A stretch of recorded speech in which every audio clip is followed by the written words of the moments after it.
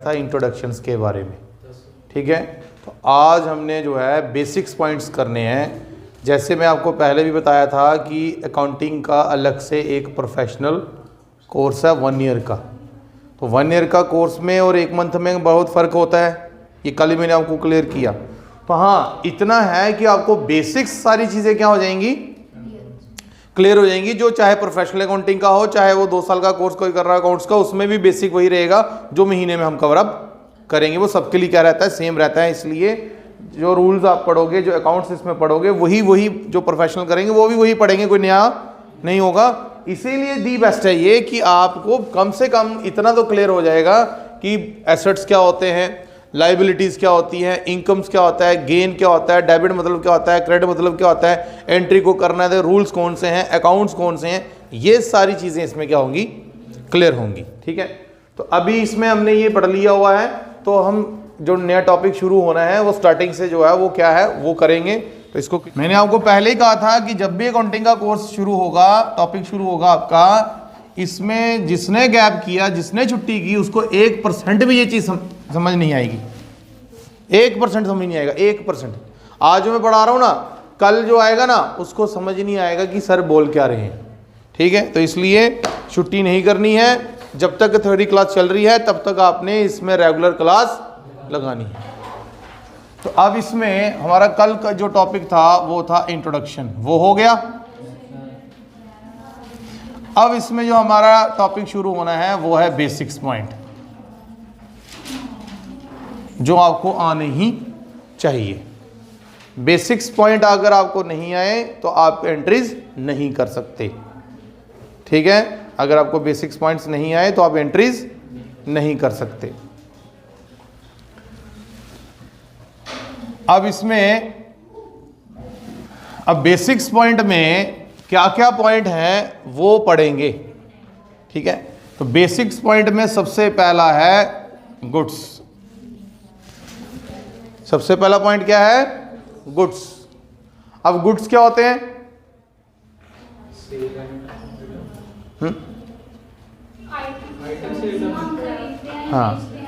हाँ, तो वो कह रहा है कि every items are goods in business. क्या हर चीज बिजनेस में गुड्स है? यस और नो, बताओ भाई, क्या हर चीज बिजनेस में गुड्स है? नो, हर चीज गुड्स नहीं होगी ना। फिर कहता कौन सी आइटम, कौन सी चीज बिजनेस में गुड्स होगी? वही आइटम बिजनेस में गुड्स होगी जिस आइटम में बिजनेस डील होगी, जिसमें खरीदना और बेचना होगा। तीसरी और कोई चीज नहीं होगी। तीसरी और अगर कोई चीज उसमें ऐड होती है तो वो गुड्स से चेंज होके कुछ और कहलाया जाएगा। तो अब इसमें आप लिखो, सिंपल वर्ड में आप लिखेंगे any items or things which deals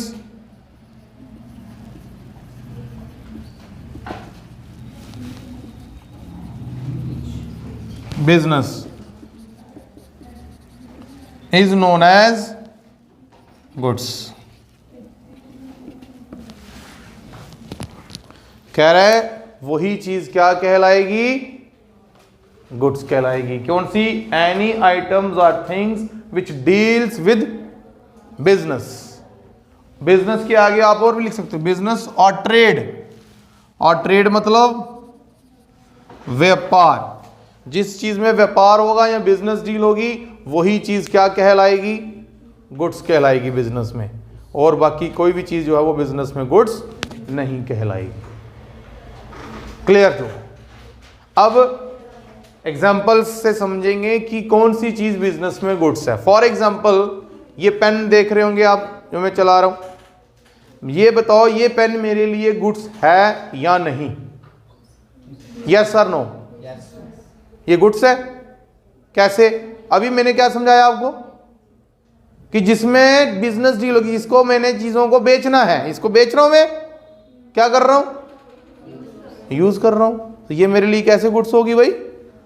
हाँ, जिस दुकानदार से ये मैंने पेन खरीदा है उसके लिए ये क्या है? क्यों? क्योंकि उसने खरीदा ही किसके मकसद से है? बेचने के मकसद से। इसलिए जिसमें दो चीजें होंगी जिस आइटम में, सिर्फ क्या? परचेज और ओनली सेल।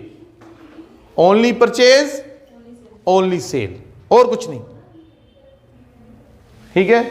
जैसे मैंने ये पेन खरीदा, मैंने ये खरीदा था यूज करने के लिए, मैंने इसको बेचने के लिए नहीं खरीदा था, इसलिए ये मेरे लिए गुड्स नहीं है।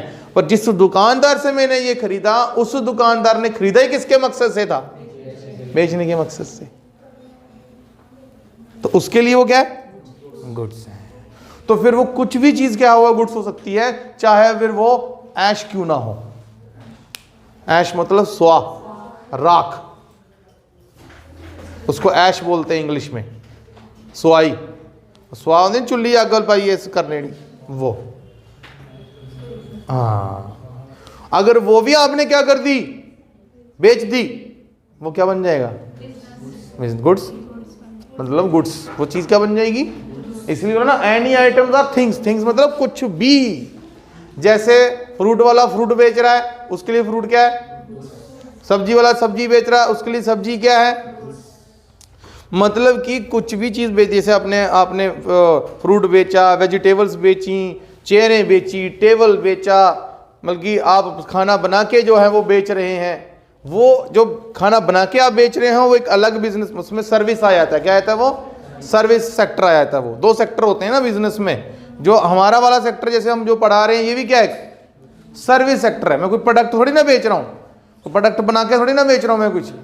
ठीक है ना? कि हाँ अभी हमने मैन्युफैक्चर किया, उसने लिया, फिर आगे उसने लिया, वो नहीं कर रहे हम क्या कर रहे हैं? सर्विस दे रहे हैं आपको। आप यहाँ बैठे हैं, पढ़ रहे हैं, समझ रहे हैं उन चीज़ों को, तो वो सर्विस। तो दो सेक्टर होते हैं, प्रोडक्ट वाला बल्कि गुड सेक्टर होता है और सर्विस सेक्टर होता है। इसलिए आपने देखा होगा जीएसटी की फुल फॉर्म ही क्या है? Goods and service tax. Goods and service tax. Goods मतलब हो गया प्रोडक्ट, हाँ, जो बिक रहा है, लोग खरीद रहे हैं। ठीक है? और सर्विस क्या हो गया? जो सिर्फ आपको एक जगह दी गई है, वहां बैठोगे, आपको सर्व किया जाएगा उस चीज के लिए, वो क्या हो जाएगा? सर्विस हो जाएगा। जैसे जिम, जिम कौन सा सेक्टर हुआ? गुड्स वाला या सर्विस वाला?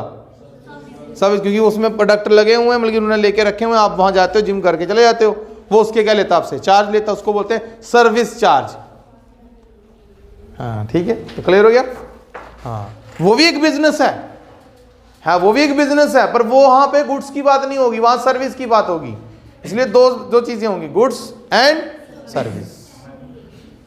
तो जो गुड्स है वो क्लियर हो गया वो आपको। तो एग्जांपल्स में क्या आएगा? एग्जांपल आ जाएगा एनी आइटम्स फॉर सेल। क्या आएगा? हाँ, जो किसी भी आइटम को किसके लिए रख दिया? सेल के लिए रख दिया, वो चीज क्या बन जाएगी? गुड्स बन जाएगी। अब इसमें दूसरा पॉइंट आपका आएगा फंडामेंटल में, एसेट्स। और वो क्यों आएगा? क्योंकि बच्चा कहता है कि सर आपने कहा कि जो चीज बेचने के लिए रख दी वो गुड्स होगी, तो जो हम बेच नहीं रहे हैं वो क्या है? वो भी तो बिजनेस के पास क्या है? पड़ी हुई है ना, उसको बताओ वो क्या बोलेंगे फिर हम। तो वो फिर सिचुएशन के अकॉर्डिंग क्या होगा? चेंज होगा। अब क्या बोलेंगे वही डिस्कस करेंगे इसमें। तो इसमें क्या आएगा? एनी आइटम्स, इसमें जो भी मैं आपको बता रहा हूं ना, ये बुक में कम ही मिलेगा आपको, क्योंकि ये मेरे हिसाब से बताई हुई डेफिनेशन होगी, ये मेरा अपना कंसेप्ट होगा, पर मतलब सेम होगा, कोई चेंज नहीं होगा। चाहे कोई भी कुछ क्वेश्चंस कर ले, आप पेपर में करके आना, गलत नहीं होगा वो चीज। हाँ, एनी आइटम्स और थिंग्स, कहता है बिजनेस के अंदर कोई भी आइटम, कोई भी चीज क्या करे आपको? To give a future, give a present or future benefits.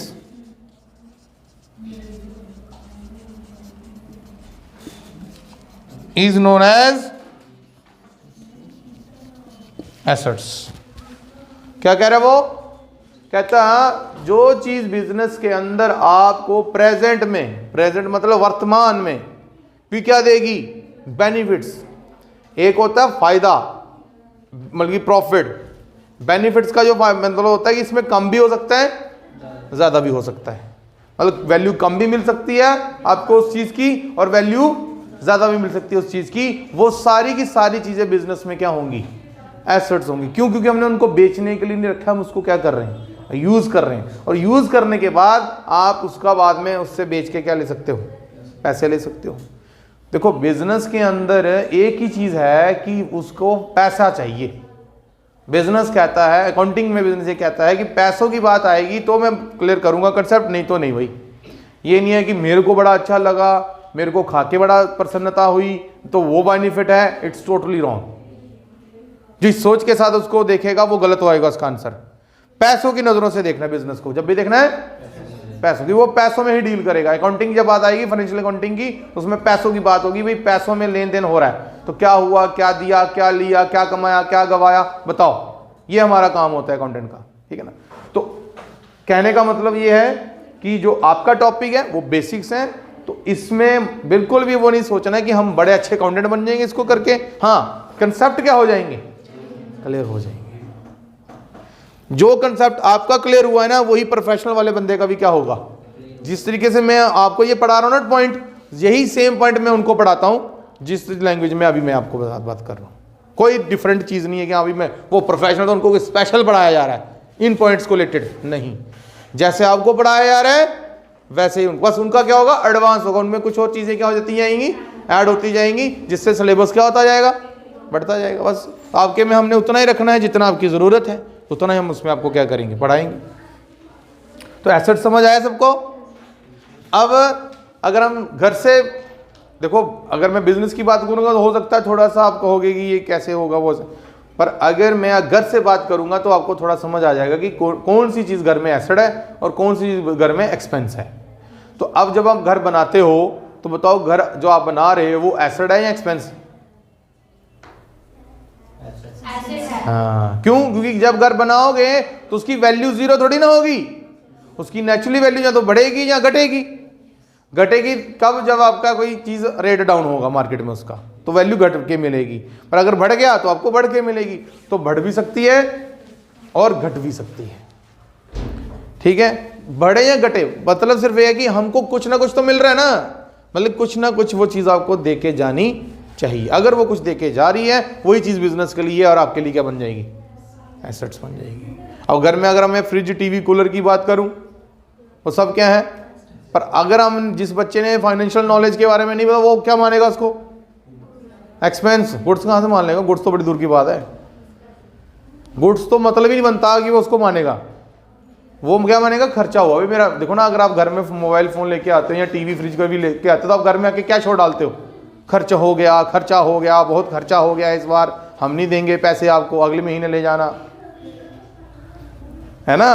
तो खर्चा नहीं हुआ है भाई।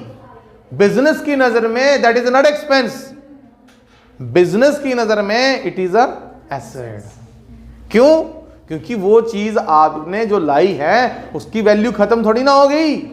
अगर आपने घर में सोफा 20,000 रुपए का लाया है, उसकी वैल्यू 20,000 की बजाय 19,000 पड़ जाएगी, 18,000 पड़ जाएगी, 15,000 पड़ जाएगी साल बाद, 6 महीने बाद। ये थोड़ी ना कि क्या हो जाएगी, खत्म, जीरो। ऐसा नहीं है ना। तो जब ऐसा ना हो, वही चीज क्या कहलाएगी, एसेट्स कहलाएगी। Clear point? तो ये समझ आ गया। इसकी एग्जांपल्स क्या आएंगी, बड़ी सारी एग्जांपल है। मशीनरी, फर्नीचर, एक्सेट्रा कर दिया। एक्सेट्रा मतलब और भी हो सकती हैं, मैंने आपको 2 मेन इसमें बता दी, फर्नीचर और एक मैंने आपको बताया मशीनरी। ऐसे और भी बड़ी सारी हैं, sofa, bed, TV, cooler, fridge, these are assets, ठीक है ना, इसमें कोई नो डाउट। तो क्लियर हो गए 2 पॉइंट्स इसमें आपके। गुड्स भी क्लियर हो गया, किसको गुड्स कहेंगे बिजनेस में और किसको बिजनेस में एसेट्स कहेंगे। अब तीसरा क्वेश्चन फिर एक रेज होता है बच्चे के माइंड में कि सर ने कहा कि जो चीज बेचने के लिए रख दी वो हमारे गुड्स हैं, और जो हमने यूज कर ली और बेनिफिट देगी हमारे लिए एसेट्स हैं। जो हमें कुछ भी ना दे वो क्या है, जो हमें कुछ भी ना दे वो क्या है भाई, हाँ वो है एक्सपेंस, ठीक है। वो चीज क्या है, हमारा एक्सपेंस है। तो ये लिख लिया दोनों ने, दोनों पॉइंट्स लिख लिया आपने सभी ने। तो अब एक्सपेंस क्या होते हैं वो भी हमें पता होना चाहिए। तो कहता है बिजनेस में एक्सपेंस वो चीज होगी जो बिजनेस में खत्म हो जाएगी लेते ही। उसका मार्केट में वैल्यू क्या हो जाएगा, 0, खत्म। जैसे लिया वैसे खत्म, वो होता है एक्सपेंस। तो एक्सपेंस का क्या आएगा, सिंपल वर्ड में आएगा इसमें भी, एनी आइटम्स और थिंग्स, एनी आइटम्स और थिंग्स टू कंज्यूम, हाँ, टू कंज्यूम द मनी। क्या कह रहा है वो, जो आपके पैसे को खा जाए। बिजनेस कहता है, बिजनेस में वो चीज एक्सपेंस होगी जो चीज जैसे आपने खरीदी उसकी वैल्यू उसी वक्त क्या हो जाएगी, खत्म हो जाएगी, 0, कुछ नहीं मिलेगा आपको, ना प्रेजेंट में ना फ्यूचर में। वो सारी की सारी चीजें क्या काउंट की जाएंगी बिजनेस में, एक्सपेंस। एग्जांपल्स बड़ी सारी हैं, जैसे आपने पैसे लिए और कोल्ड ड्रिंक ले ली, लेने के बाद आप उसी वक्त अगर उसको रिप्लेस करते हो तो चलो ठीक है, वो ले लेगा वापस। एक दिन बाद या 2 दिन बाद आप बोलोगे ये कोल्ड ड्रिंक ले लो वापस, भाई पैसे दो, कहेगा कौन सी, इतने दिन कहाँ थे आप। तो वो आप पियो नहीं पियो कुछ नहीं करो, पैसे तो उसके क्या हो गए, खर्च हो गए, खत्म हो गए, वो कभी वापस नहीं। तो वैसी सारी चीज़ें बिजनेस में क्या होंगी। तो एग्जाम्पल्स दे दो, बहुत सारी एग्जाम्पल्स आ गया, कोल्ड ड्रिंक हो गया, कॉफ़ी हो गया, टी हो गया, ये सब क्या है, फूड हो गया, फूड मतलब खाना एक्सेट्रा, जो भी आप खाते हो पीते हो। जैसे आपने मोबाइल का रिचार्ज करवाया, वो क्या है, एसेट एक्सपेंस। बताओ भाई, जो आपने मोबाइल में रिचार्ज करवाया वो एसेट है एक्सपेंस, हाँ, वो क्या है, एक्सपेंस है, क्योंकि रिचार्ज करवाओगे, यूज किया तो पैसे वापस आएंगे, खत्म नहीं हो गए वो। अब आप चाहे यूज करो, वो महीने के बाद क्या आएंगे, ऑटोमेटिकली खत्म हो जाएंगे, वापस तो नहीं आएंगे, फिर वो क्या है हमारा, हाँ। गाड़ी में पेट्रोल डलवाया जो हमने, वो क्या है हमारा, एसेट है एक्सपेंस। बताओ, बोल, हाँ एक्सपेंस है, एसेट बोलते बोलो करो, हाँ क्यों एक्सपेंस है, क्योंकि पेट्रोल डलवाओ, अब चाहे यूज करो नहीं करो, वो तो आपके पैसे वापस नहीं देने वाला, तो पैसे तो क्या हो गए, खत्म। अब आप जब चलाओगे तो वो पेट्रोल भी क्या हो जाएगा, तो मिलेगा कुछ भी नहीं, मतलब कुछ का मतलब था पैसे, पैसे मिलेंगे नहीं मिलेंगे। तो जब वो नहीं मिलेगी बिजनेस में जो चीज, वो बिजनेस के लिए क्या बन जाएगा, एक्सपेंस बन जाएगा। ठीक है, क्लियर। उसके बाद एक्सपेंस के बाद आता है आगे पॉइंट में लायबिलिटीज।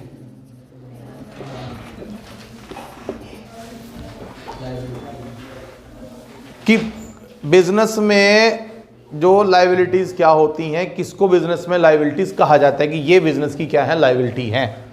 तो मैं आपको बता दूं लायबिलिटीज क्या होती है बिजनेस में। वो चीज़ जैसे बिजनेस में अगर कोई 100 रुपया 200 रुपया पड़ा है, वैल्यू अमाउंट दिख रहा है, वो अमाउंट मान लो बिजनेस ने अभी किसी को क्या करना है, देना है, अभी तक दिया नहीं है, बेशक उसकी बुक्स में शो हो रहा है, पर वो क्या करना है, देना है। देने वाली हर चीज़ बिजनेस के लिए क्या है, लायबिलिटीज है, बड़ी सारी होती हैं। तो कोई बता सकता है आप में से कि कौन सी चीज़, अगर हम घर की बात करें, बिजनेस की बात करें, तो कौन सी चीज़ बिजनेस में लायबिलिटी काउंट की जाती है ज़्यादातर?